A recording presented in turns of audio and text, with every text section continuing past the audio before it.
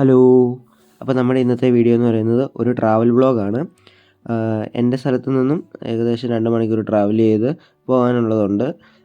ജർമ്മനിയിൽ ലൈപ്സിഷ് എന്ന് പറയുന്ന ഒരു സ്ഥലത്തേക്കാണ് പോകുന്നത്. അവിടെ ഒരു മോണുമെൻ്റ് കാണാനായിട്ടാണ്. മോണുമെൻറ്റിൻ്റെ പേരെന്ന് പറയുന്നത് ഫോക്സ്ലാറ്റ് ഡെങ്മാൽ എന്നാണ് അതിൻ്റെ പേര്.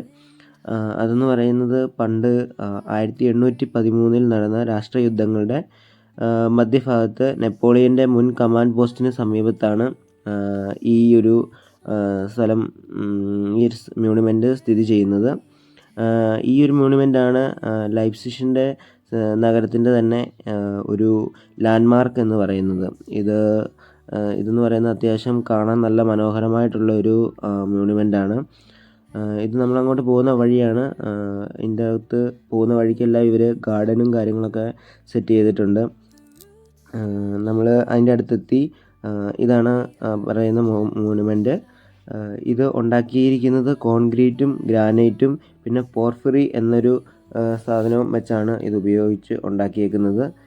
ഇതിൻ്റെ നീളമെന്ന് പറയുന്നത് ഏകദേശം 91 മീറ്ററാണ്. അതുകൊണ്ട് തന്നെ ലൈപ്സിഷ് മുഴുവനും ഏകദേശം നമുക്കിതിൻ്റെ മുകളിൽ നിന്നാൽ കാണാം. പിന്നെ ഇതിൻ്റെ താഴെയായിട്ടൊരു കുളവും കാര്യങ്ങളൊക്കെ ഇവർ സെറ്റ് ചെയ്തിട്ടുണ്ട്.